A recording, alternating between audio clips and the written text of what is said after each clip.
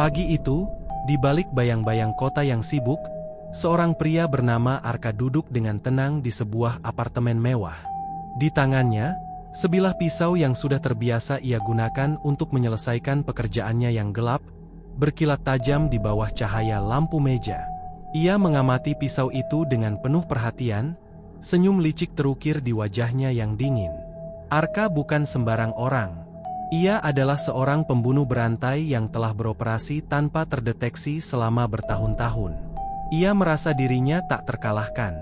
Tak ada jejak yang ditinggalkan, dan polisi sama sekali tak memiliki petunjuk tentang siapa yang bertanggung jawab atas rangkaian kematian brutal yang mengguncang kota. Bagi Arka, membunuh adalah seni, dan ia adalah maestro di balik setiap adegan kematian yang ia ciptakan. Malam itu, ia baru saja menuntaskan korbannya yang ke-10, seorang wanita muda bernama Sari. Sari hanyalah satu dari banyak korbannya yang lain, tak ada yang spesial.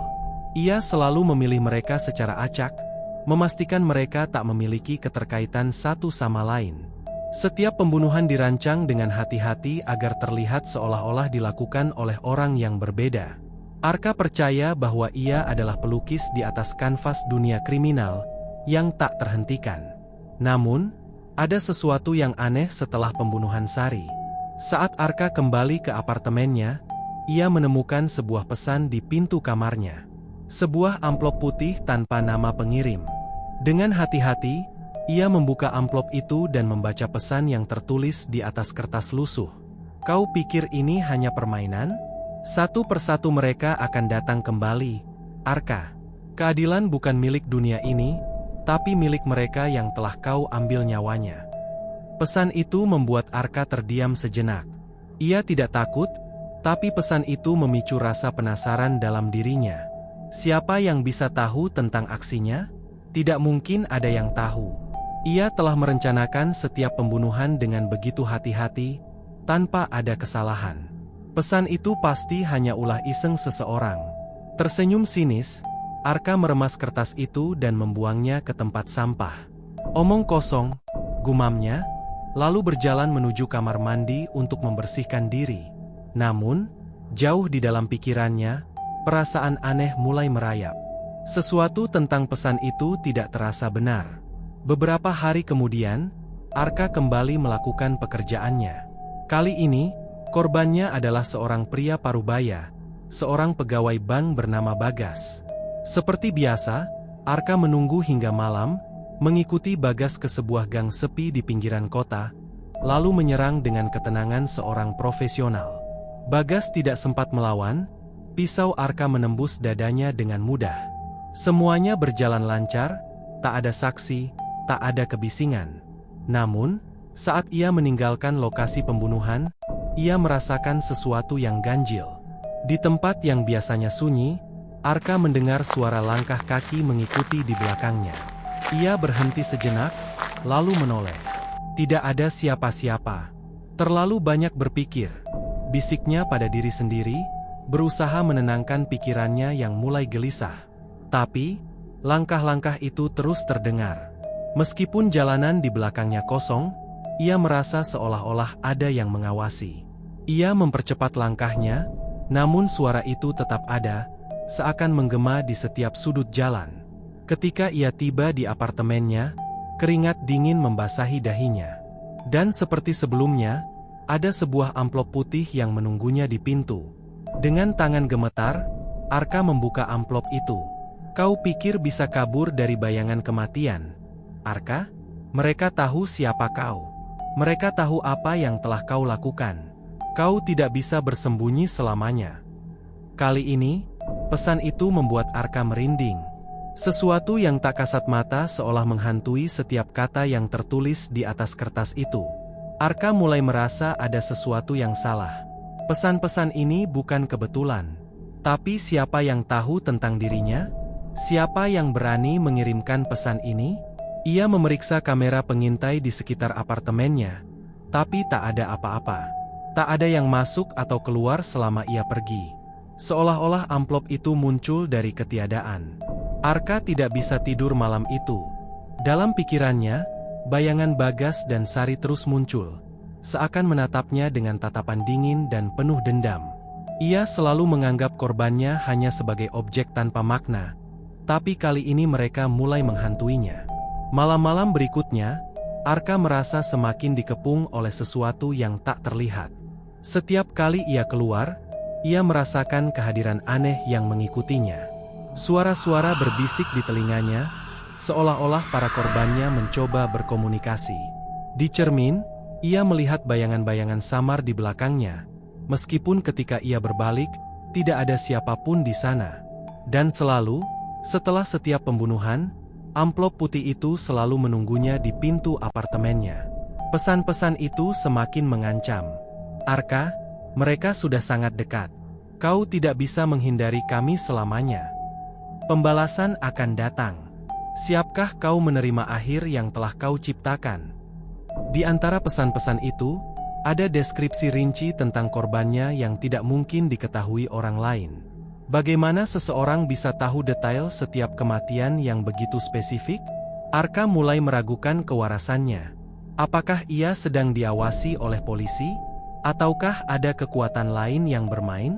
Semakin banyak waktu yang berlalu, semakin intens gangguan yang ia alami.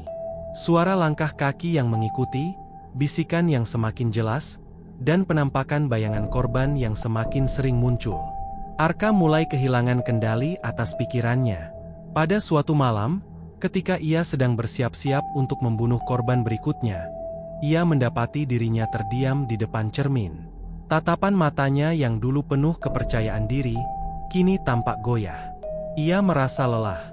Lelah karena diburu oleh sesuatu yang tak ia mengerti. Tiba-tiba, suara langkah kaki terdengar lagi di belakangnya.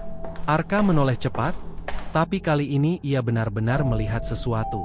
Sesosok bayangan samar, berdiri di sudut ruangan. Itu adalah Sari, wanita yang ia bunuh beberapa minggu lalu.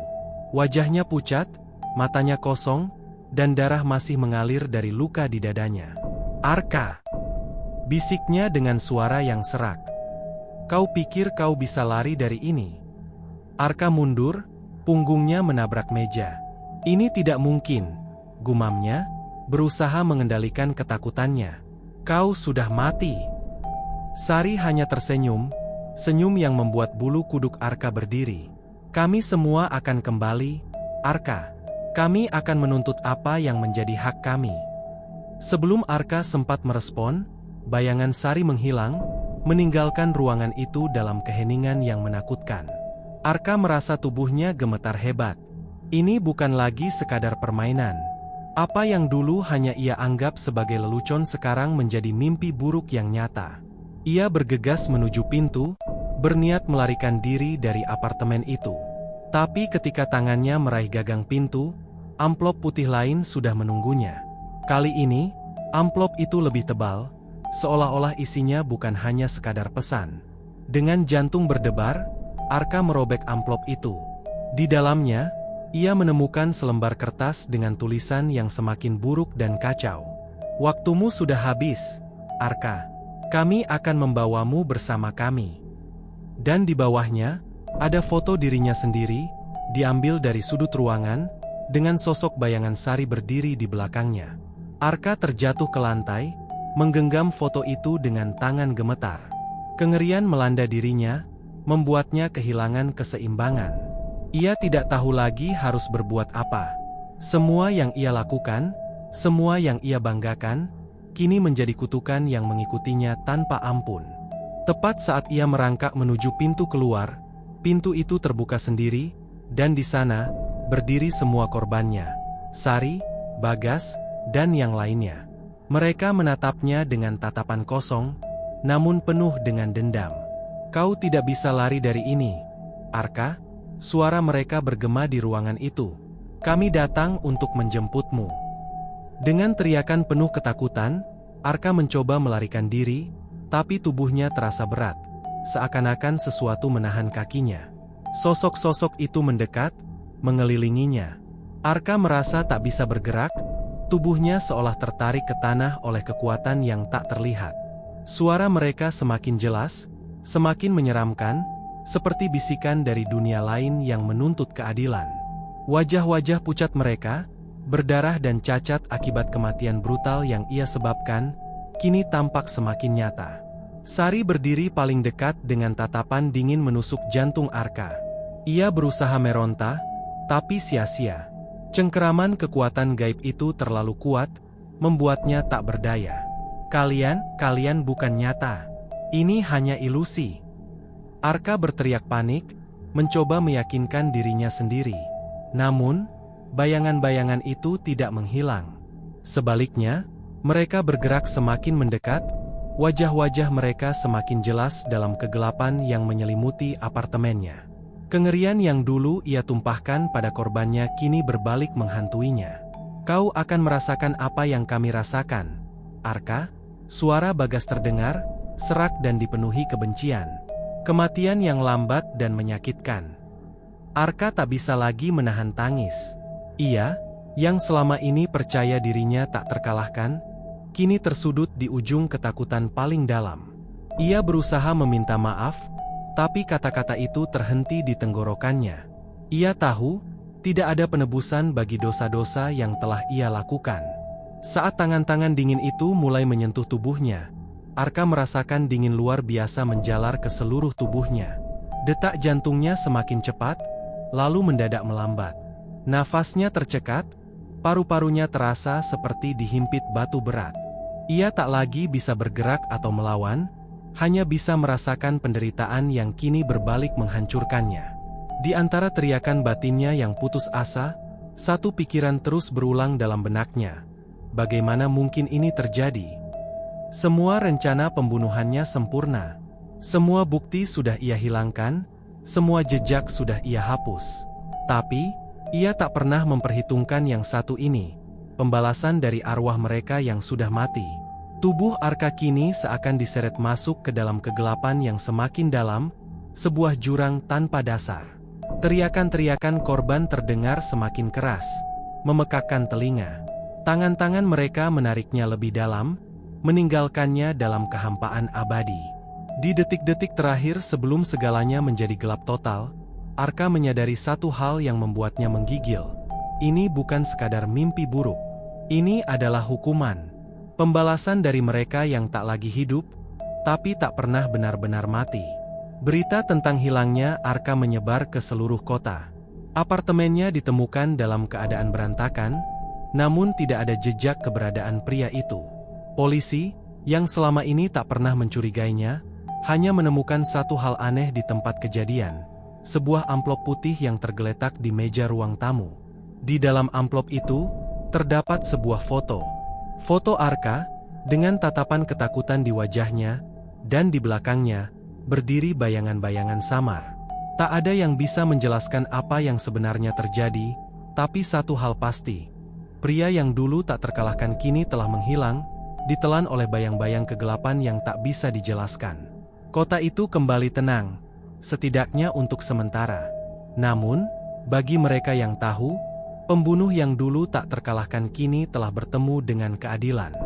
Bukan keadilan manusia, tapi keadilan dari mereka yang telah ia curi nyawanya. Dan di malam-malam yang tenang, masih ada yang mengatakan bahwa jika kau berjalan melewati apartemen Arka, kau bisa mendengar bisikan dari mereka yang belum menemukan kedamaian. Mereka yang masih mencari pembalasannya. Arka, pemburu kematian, kini menjadi buruan dalam kegelapan yang tak berujung.